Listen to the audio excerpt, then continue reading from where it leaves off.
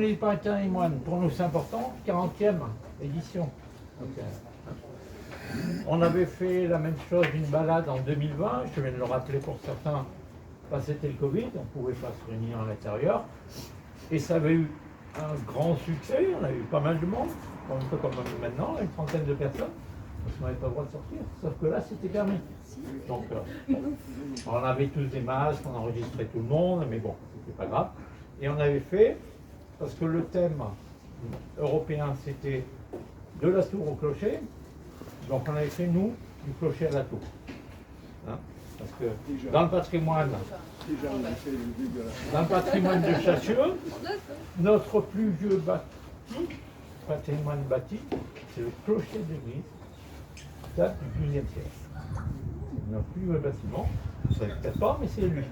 L'église, elle est beaucoup plus récente parce qu'elle était retracée en Rothschild.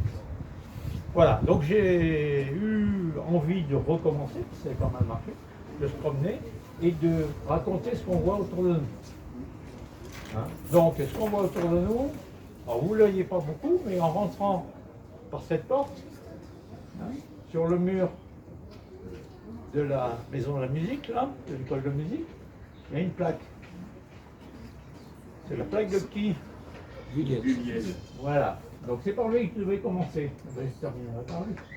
Voilà. Bon. Après, dans la promenade, on avait parlé de quelqu'un qui s'appelle le docteur Dupuis. Vous connaissez le docteur Dupuis? Hein? Ferdinand Dupuis? Il y a une rue. Il y a une rue, effectivement. Donc ce que je disais, quand on parle de rue, on parle de personnage, je s'adresse à Morgane. Il était une fois chasseux sur YouTube, il vous a raconté un peu l'histoire de ce monsieur. Pourquoi je voulais raconter l'histoire de ce monsieur? C'est parce qu'à la fin de mon parcours, dans le parc qui est en face de l'école Pergaud, il y a un jeu de boules.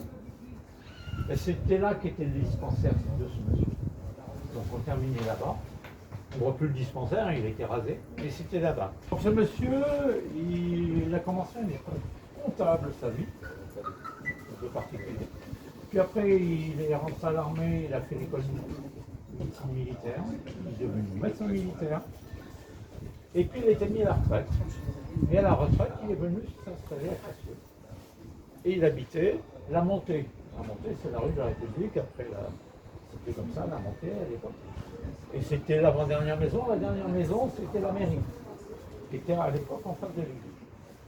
Donc ce monsieur habitait là. Il était médecin militaire, mais il avait son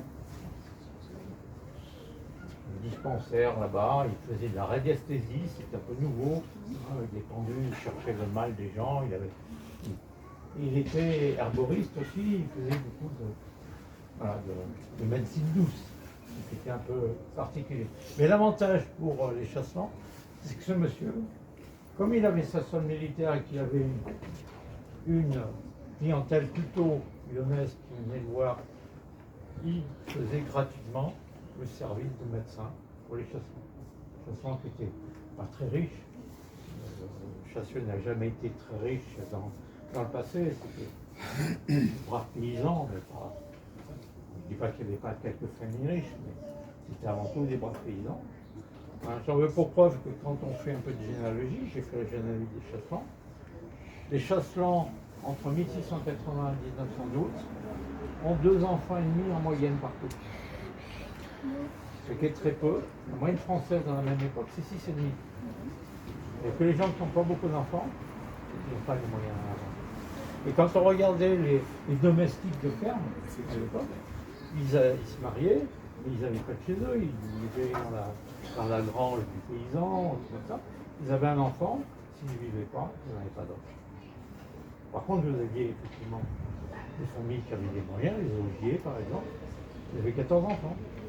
Alors pour faire 2,5 de moyenne, ça fait en 14, mais il y en a quand même pas beaucoup.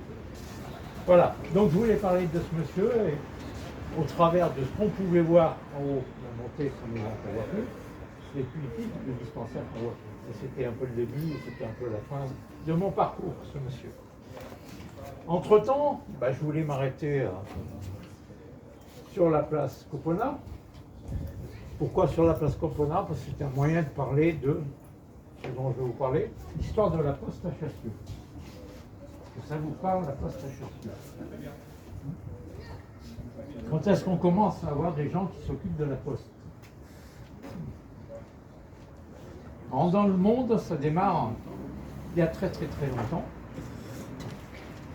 puisque il faut être en moins 500 en Perse pour voir les premiers relais de poste. Donc des gens à chevaux qui parcourent la Perse. Donc il existait des relais de chevaux en Perse.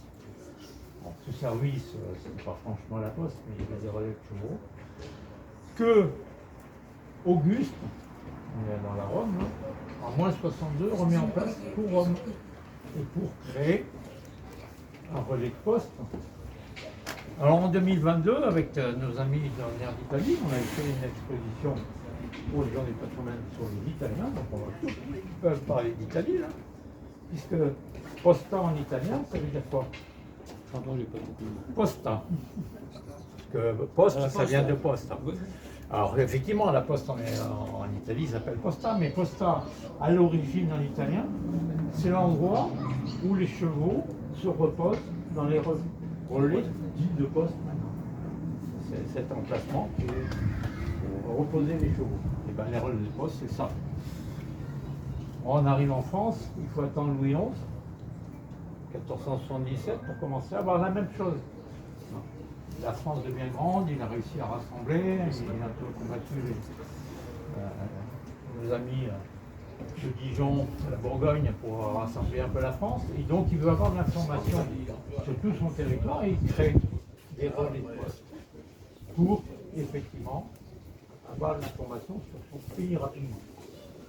Donc il faut attendre Henri III après pour réellement voir des relais de poste. Il commence à s'intéresser aux lettres des personnes, on n'appelle pas des lettres à l'époque, et donc on crée un service de messagerie ordinaire en France pour acheminer les messages royaux, mais aussi un peu les messageries personnelles, c'est des noms, pas toute la population. La difficulté de ces messageries à l'époque, c'est que vous donniez la lettre à un messager, il fallait que ce soit la personne arrivée qui paye.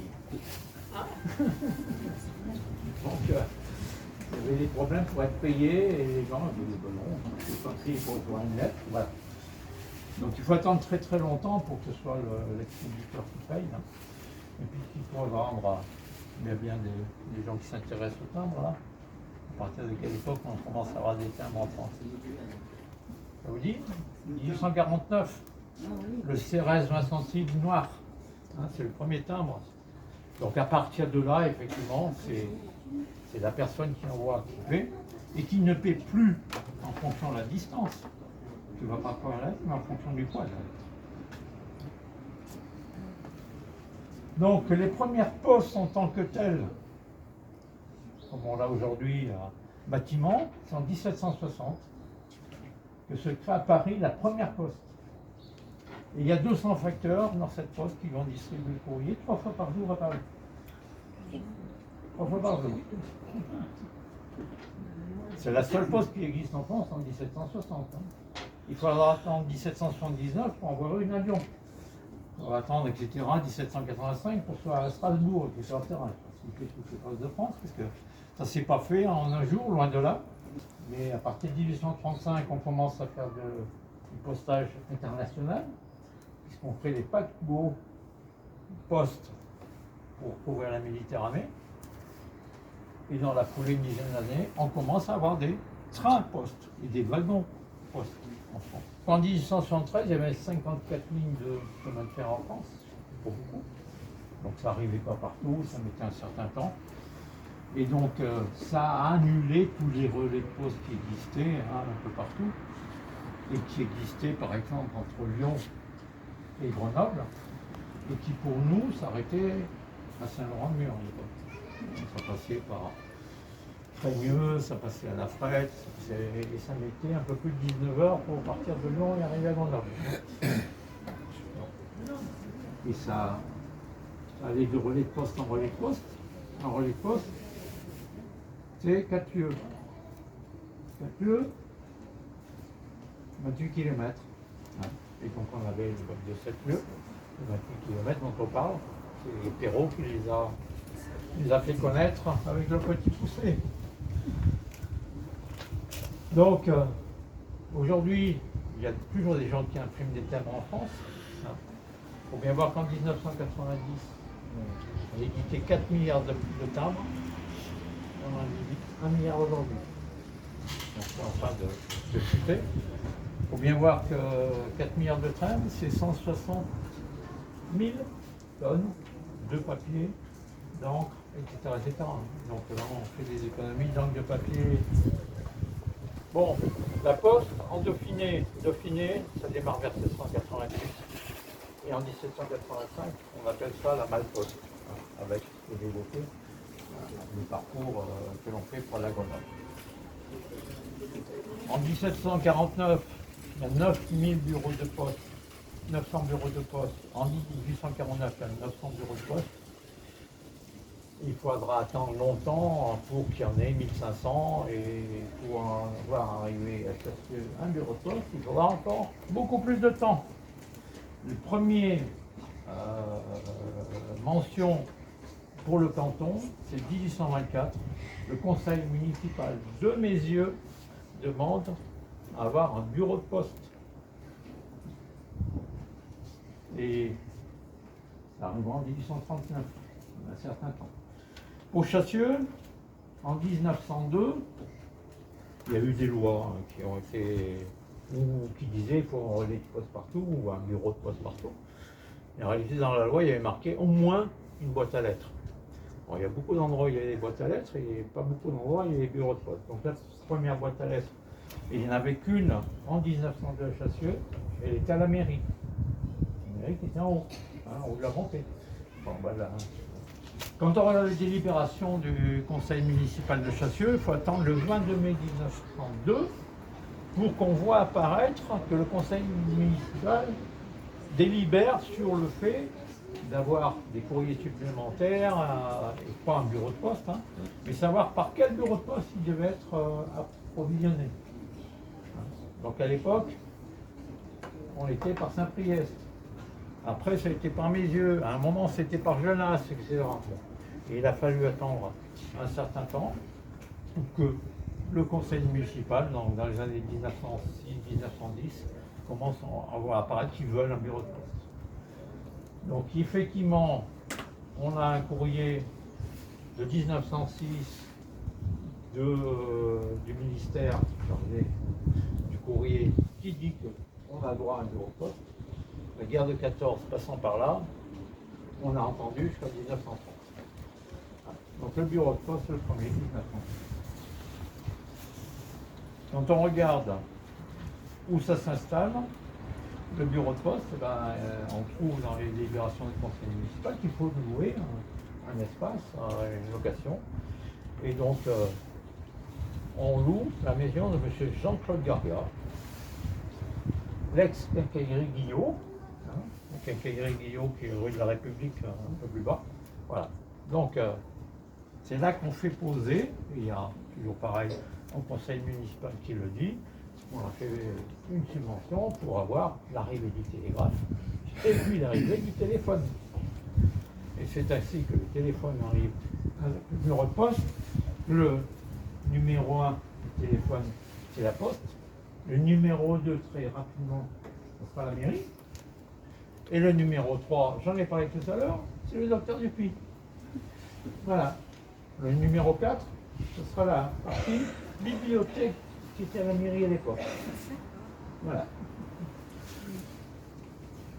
Quand on regarde les statistiques du courrier qui arrivait en 1936, il arrivait tous les 2 jours 172 lettres à peu près. Beaucoup de lettres en dessous de 10 grammes, 19 plus de 10 grammes, et très très peu à plus de 100 grammes. Donc, dans cette année-là, dans ces années-là, je veux dire, l'histoire de la Poste et l'histoire de la famille Bateau. Je ne sais pas si vous connaissez Gabriel Bateau. Ce monsieur, il était rentré dans la Poste peu de temps avant d'arriver à Chassieux. Et il a tranquillé, il était à Chassieux. Il n'est pas du tout né à Chassieux, il est né à Volnay, hein, pays où on boit du bon vin. Et il devient receveur, et il a été receveur à Chassieux toute sa vie. Et il est décédé à Lyon en 1987. Donc M. Bateau, c'était quoi son horaire de travail? C'était quoi l'ouverture de la poste? On est en 1931. On travaillait du lundi au dimanche matin. Voilà, tous les jours, jusqu'au dimanche matin. Donc tous les jours, il allait chercher, au début au car, ensuite au tram, qui arrivait à Chassieux, et au niveau du restaurant, du bar Le Green là-bas, c'est là qu'arrivait le car. Il allait tous les jours à 6h30 le matin. Il ramenait le courrier à la maison, et toute la famille se mettait autour de la table, et c'est la famille, avec les enfants et la femme, qui triait le courrier. Voilà. Après avoir trié le courrier, le reste de la matinée, il allait faire sa tournée. Donc il avait une tournée qui avait été établie, passée à Chassieux-le-Bas. Chassieux-le-Bas, c'est autour de l'endroit où il était. La route de Genasse, la rue de la République, puis Chassieux-le-Haut, Louis-Sénézigny, Cité-Ribot, et terminé au 7 chemins. Tous les jours, on faisait le même parcours. On n'était pas à 3 par jour, hein, on était 1 par jour à l'époque. Il faut bien voir qu'avant d'avoir un receveur, c'est les personnes qui allaient chercher au bureau de poste leur courrier. Hein. Donc, quand on n'avait même pas de bureau de poste à Chassieux, il fallait que quelqu'un aille chercher ailleurs.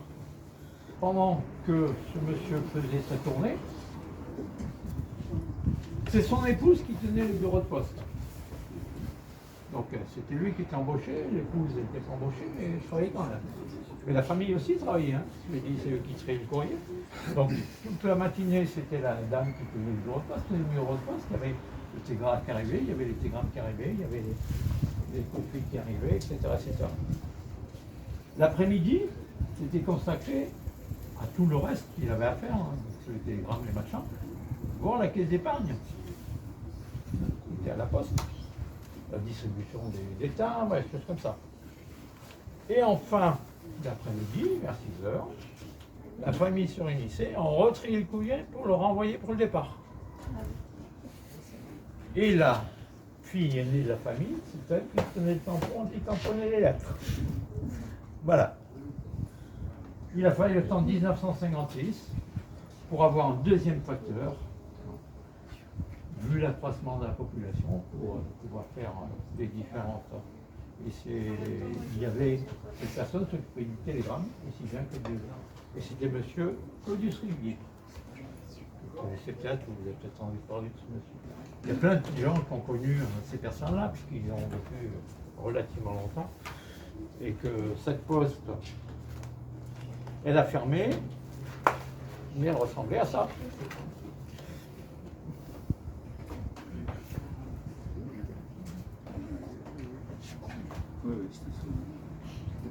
Certains qui l'ont vu. Elle a fermé quand? Alors, c'est en 73 qu'elle a fermé et qu'on a créé la poste. Ça a été inauguré en 74. En 74 que ça a démarré. Ça a été inauguré en 74. Et qui n'est plus complètement aussi grande la poste aujourd'hui qu'avant. Une partie, tous les sous-sols de l'ex-poste, c'est maintenant les archives de la commune qui seront sur le banc. La poste n'occupant que le repos. Je l'ai évoqué tout à l'heure et on est passé devant la plaque.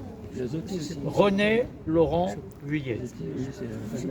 Il est né en 1919, c'est marqué sur la plaque. À Lyon, dans le 7e, ça c'est pas marqué. Son papa s'appelait Léon Alcide Vuillet, sa maman s'appelait Henriette Joséphine Bosson. Voilà. Ce monsieur a fait des études pour être instituteur et il a été instituteur et directeur d'école à Chassieux jusqu'en octobre 1943. Je vous disais qu'on était dans le XXe siècle. Et ce monsieur a été appelé au STO. Il a refusé le STO et il est parti à Domaine en Isère rejoindre un groupe de maquisards. Voilà. Malheureusement pour lui, il a fait agent de liaison pendant 9 mois à peu près. Il a été arrêté le 30 juin 1944. Il a été déporté en Allemagne, sur le matricule 40 130, et au camp de Neuengamme. Neuengamme, c'est juste à côté d'Hanovre. Ça vous parle, Hanovre, 200 km de Berlin, à l'ouest, voilà, pour vous situer. Et en réalité, à Neuengamme, il n'est pas resté, il a été envoyé très vite à Chandela. Alors Chandela, c'est ce qu'on appelait un camp extérieur. En 1944, au mois d'avril, on décide il y a un champ où il y a des schistes bitumineux, et les Allemands décident de faire une usine. Eh bien, ils emploient des commandos de prisonniers pour exploiter, pour construire l'usine. Voilà, il y a plusieurs commandos qui étaient montés. Un commando relativement dur qui s'appelait, alors les gens qui étaient dans ce commando s'appelaient le chemin de fer allemand, parce qu'en réalité ils construisaient la voie de chemin de fer qui menait à la gare de Chandela qui était à 4 km. Un deuxième qui exploitait à ciel ouvert le schiste, les autres qui construisaient les bâtiments pour faire l'usine de traitement de ce bitume, et deux autres commandos qui travaillaient dans une usine à côté pour faire de la chaux et du ciment. Voilà. Donc le camp devait pouvoir contenir 800 personnes, il y en a eu 4300. Voilà. Aujourd'hui, il ne reste plus grand chose de ce camp. J'ai trouvé une photo, voilà, donc on aperçoit le camp au milieu, il est quasiment rasé, il n'y a qu'un bâtiment qui est maintenu. On était là et ce bâtiment est conservé. C'est ici, et le seul bâtiment qui est conservé, c'est celui-là. C'est une toute petite ville. Hein.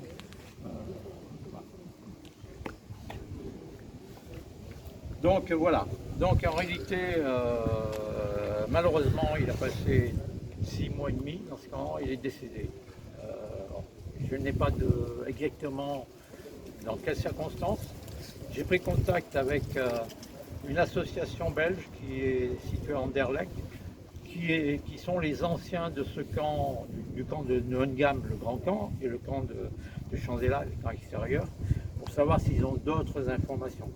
Ce que je sais, c'est qu'il y a 132 personnes, justement, de la fameuse chemin de fer allemand, qui sont décédées là-bas, qui ont été enterrés là-bas, qu'en 1979, justement, ces anciens ont payé le fait qu'ils soient installés correctement dans un autre cimetière. Donc c'est un cimetière qui est aux portes de Hanovre, où ces 132 ont été déposés et où il y a le nom des personnes qui apparaissent. Donc j'ai écrit à ces gens-là pour essayer d'en savoir un peu plus. Bon, j'ai fait une nouvelle avant aujourd'hui, mais j'espère avoir d'autres nouvelles. Et puis Morgane m'a dit que tout compte fait, sa famille avait récupéré le corps et l'avait fait enterrer dans le cimetière Saint-Roch à Grenoble. Sa mère, sûrement. Il y avait sa mère qui était... Sa mère, Ils sont enterrés tous les deux, mais la tombe est en état C'est ça. C'est ça, ouais. reprise, oui. Enfin, de voilà. d'adhérence. Mais bon, il est retourné dans son pays. Voilà. Oui, oui. C'était un instituteur de l'Isère, hein. C'est pour ça qu'il était à Chassieux, on était dans l'Isère. Et voilà. Donc, comme on est à la période de la guerre, nous sommes le mercredi 3 mai 1944, il est 17h, ça sonne. Hein? Le conseil municipal vient d'être réuni par le sous-préfet de l'Isère, nous sommes toujours en Isère, en présence du colonel Duboin. Le colonel Duboin, c'est le directeur départemental de la défense passive. Alors, je ne vais pas vous lire in extenso les PV de délibération de la mairie, mais en l'instance, l'objet de la réunion, c'était l'examen des dangers que court la commune de Chassieux en cas de raid aérien. Nous sommes à côté d'une base aérienne où les Allemands étaient installés, où les Allemands avaient construit des hangars, récupéré des hangars qui existaient et construit des cellules, qu'on voit encore, pour cacher les avions. Et comme on était à la période où les Alliés remontaient aussi bien, on pouvait être bombardé. Et comme les Américains bombardent de très haut, ça bombarde un peu large. Donc on était un peu en danger à Chassieux, d'autant plus que, comme on savait qu'on pouvait être bombardé, les Allemands avaient quitté les baraquements de Bron, autour de l'aéroport, et pris l'équivalent de 300 places de logement sur Chassieux, aux habitants de Chassieux. Voilà. Donc, toute la commune était concernée. Et donc, 2 mesures urgentes ont été décidées le jour de cette réunion. La première, il faut évacuer les enfants de 6 à 14 ans. Et il est marqué dans une commune non trop éloignée, dit le texte précisément. Donc il ne faut pas les envoyer trop loin, mais il faut les enlever d'ici. Et la deuxième, c'était la création de 4 îlots de défense passive. Donc dans un premier temps, créer les 4 îlots.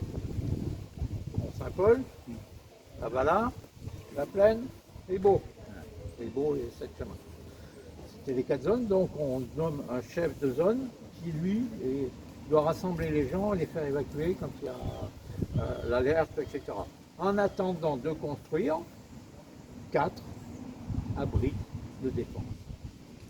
Donc, il y a tranchées abris qui avaient été construits et qui avaient été sollicités par la commune bien avant. On avait eu une subvention accordée au mois de mars 1944, et là on est au mois de mai, et toujours rien de construit parce qu'on a eu la subvention, mais on n'a pas eu le droit de l'utiliser. Donc là, ça devient urgent, et donc la mairie se reprend du sujet. On avait fait des études, c'est le plan que je vous ai montré tout à l'heure du coin.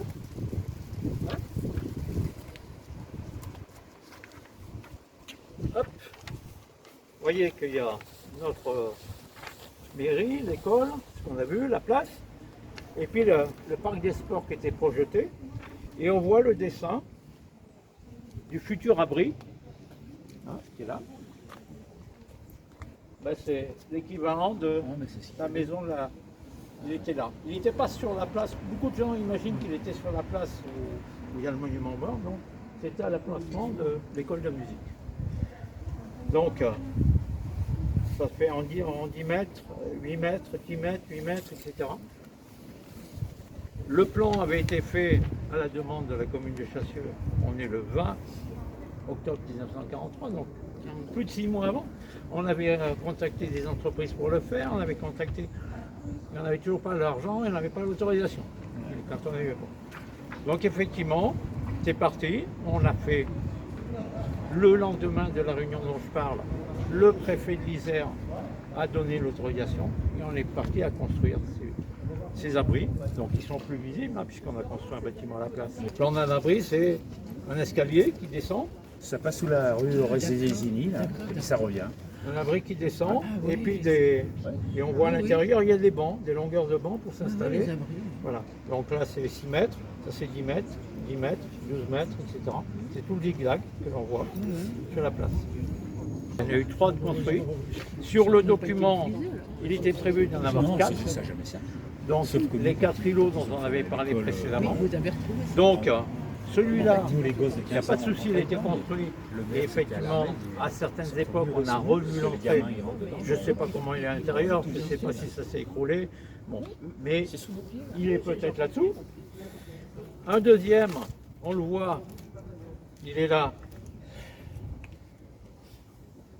Là, c'est la bascule. On est place Roosevelt. Oui, oui. Hein?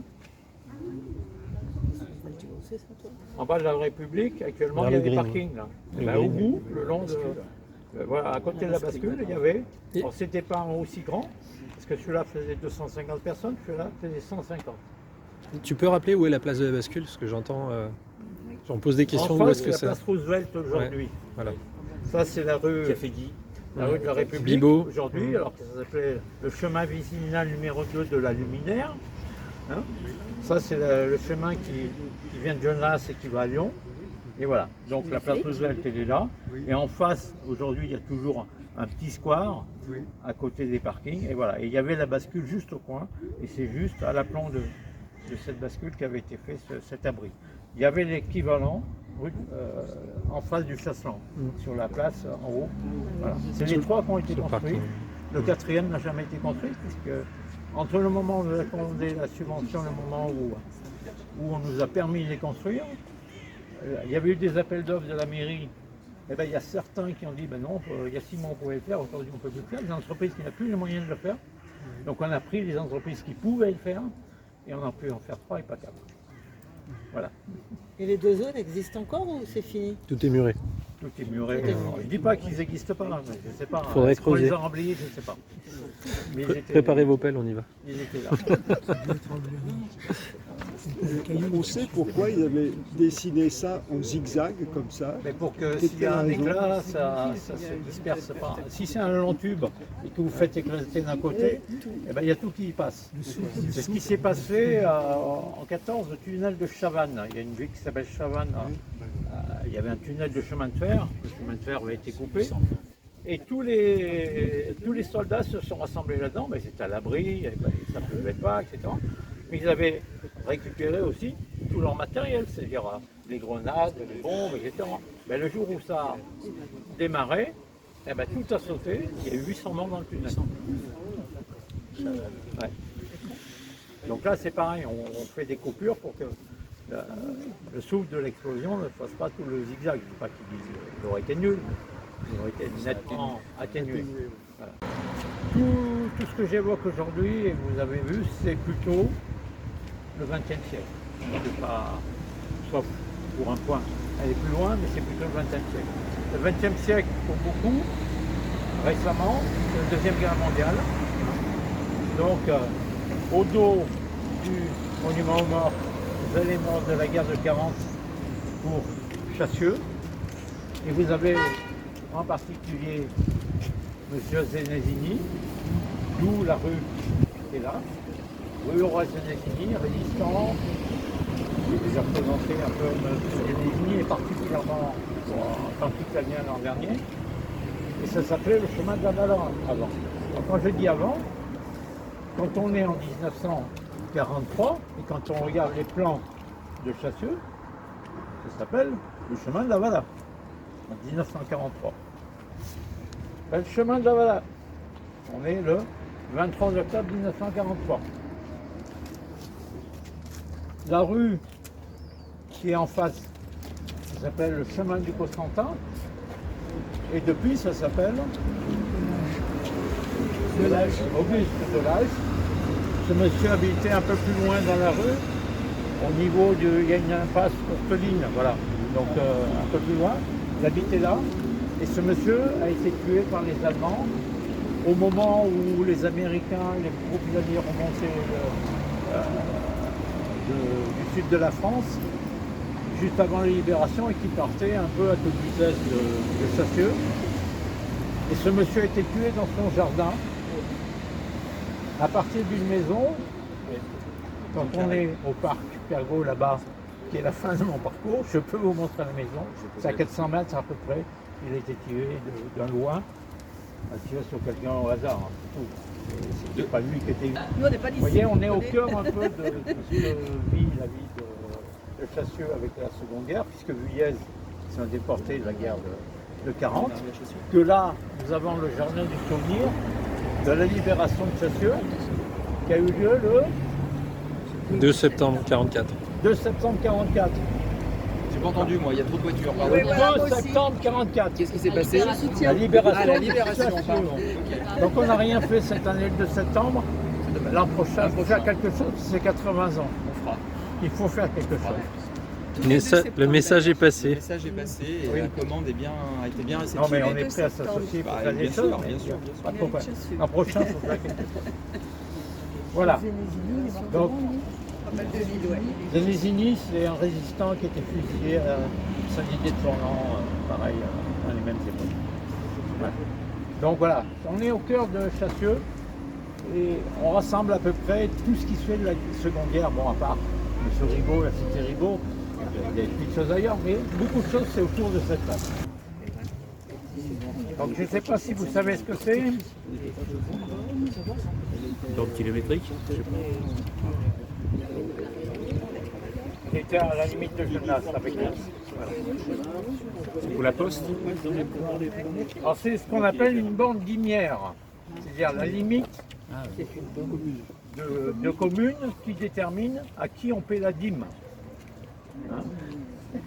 La dîme, c'est un impôt qui a été inventé par Pas Monsieur Dim.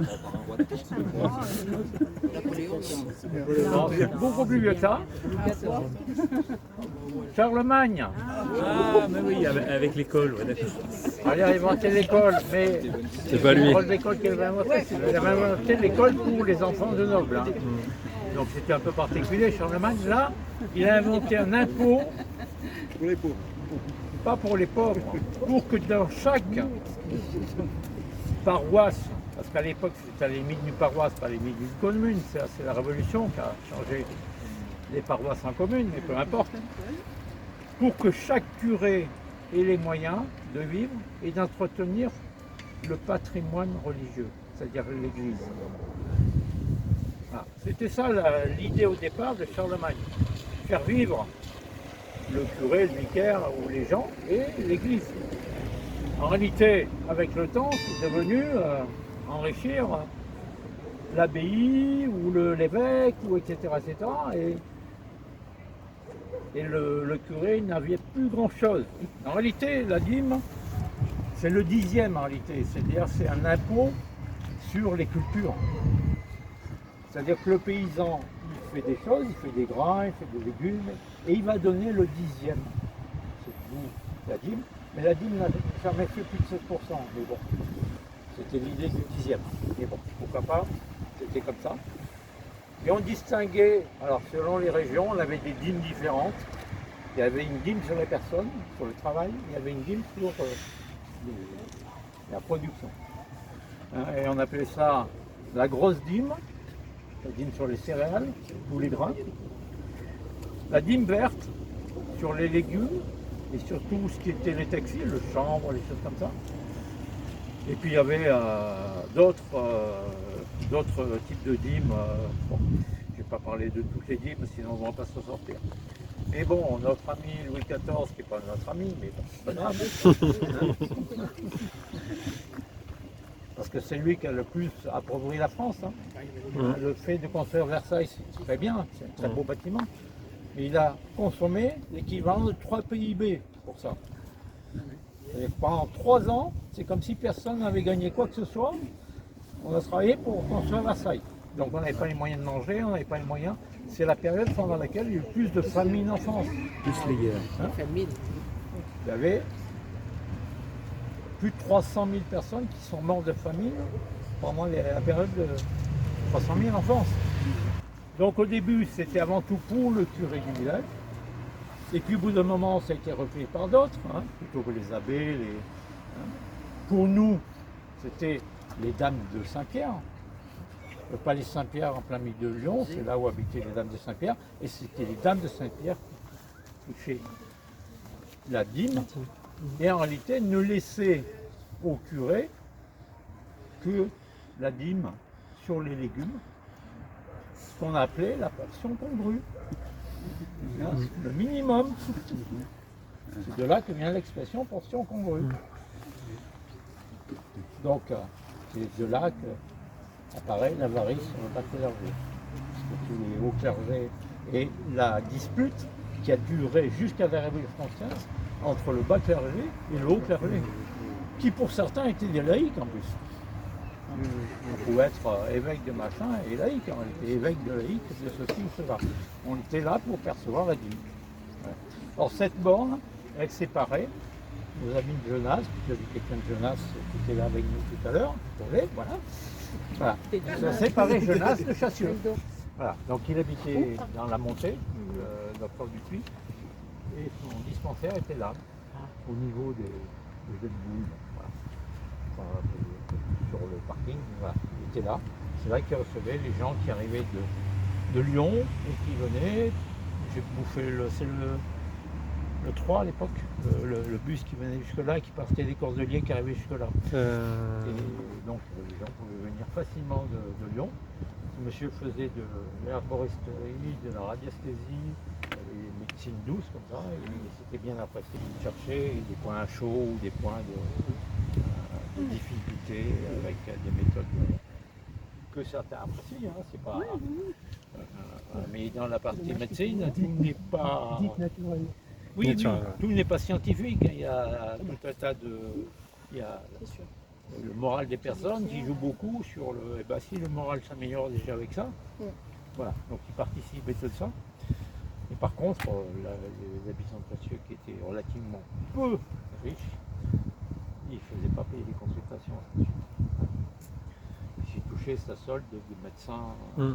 Et il a été au conseil municipal de Chassieux. a Il a été élu, conseiller ouais. municipal, oui, Pendant 3 ans. Dupuis Oui, Dupuis, Oui, ouais. oui, Il est noté sur les comptes Oui. rendus de certificat. Et il était De... payé par les mêmes communes. Ah ben, c'est une libération, Ah, d'accord. c'était marqué.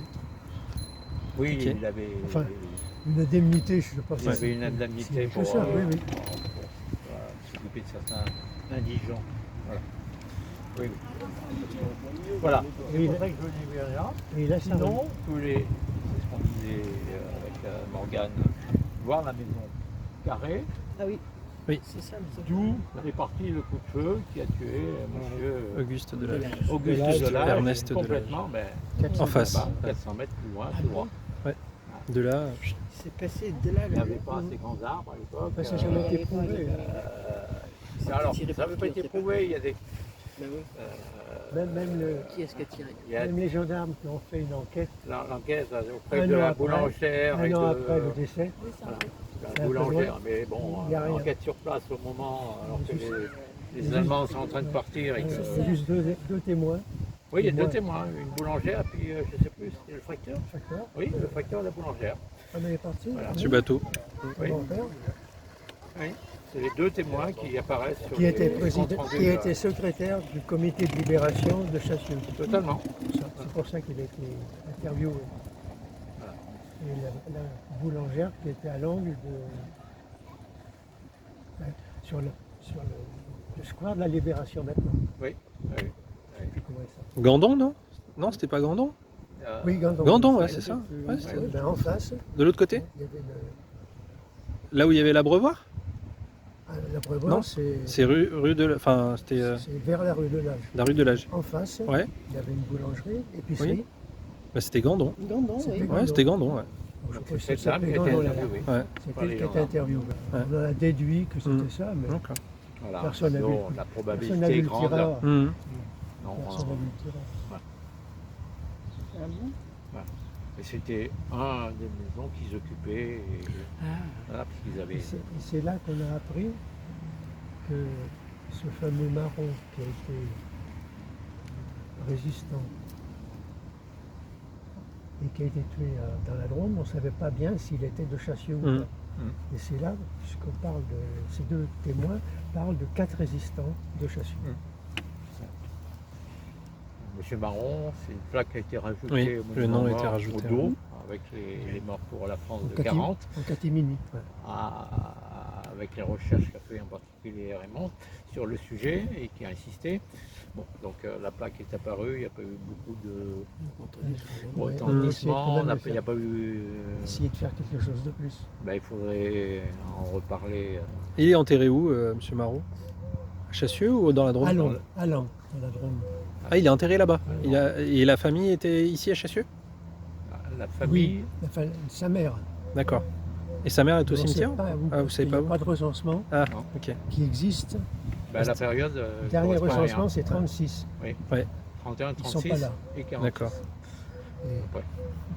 41, il n'y en a pas eu. Ah, ouais, Non. il y a eu en 46, Si, il y en il y a en a eu. là, Oui, mais bon, il est introuvable encore. Hum. Chassieux, c'est très pauvre En archive. dans le recensement. Ouais.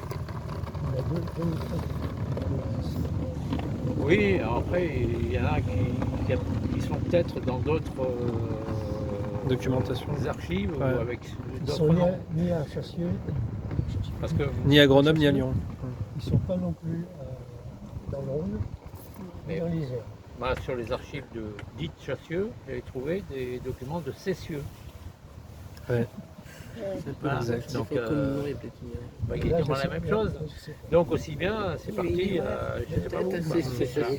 Chassieux, c'est sûr, c'est ça. Échange culturel. Mais Voilà. il y a un maire qui pensait que c'était pas utile, c'est tout, il ne faut pas se leurrer.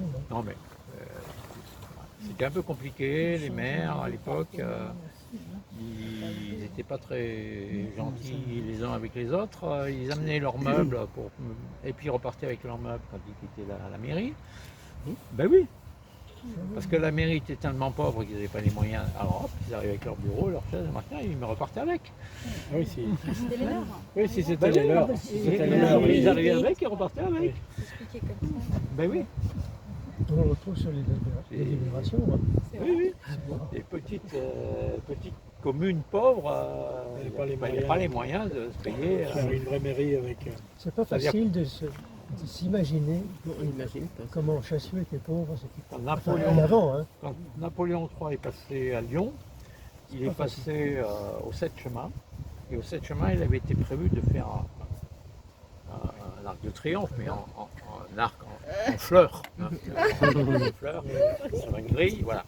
Et donc la commune de Chassieux s'est tordue le nez pour savoir s'il y en avait les moyens de faire quelque chose. Et ils ont donné 100 francs de l'époque, je crois. Il me semble que c'est ça. Donc, ils n'avaient pas les moyens de faire grand-chose. C'était soit ça, soit les meubles dans la mairie. Voilà. Et à partir de quel Et moment pourtant, de Chassieux est devenue une ville un peu plus riche? Bah, c'est très récent puisque L'arrivée de la zone, les années les années 70, 80. c'est très récent. Ça fait 40 ans. C'est en même temps que se construit les tarentelles, hein,